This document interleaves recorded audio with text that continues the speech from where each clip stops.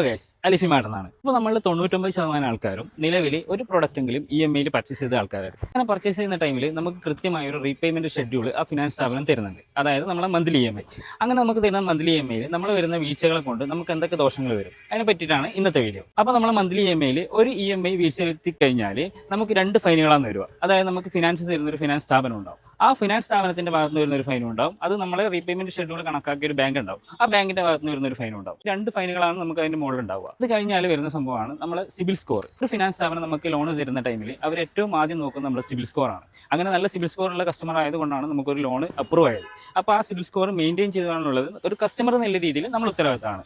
അപ്പോൾ നമ്മളൊരു EMI വീഴ്ച വരുന്ന സമയത്ത് നമ്മുടെ സിബിൽ സ്കോർ കുത്തനെ ഇടിയുകയാണ് ചെയ്യുക.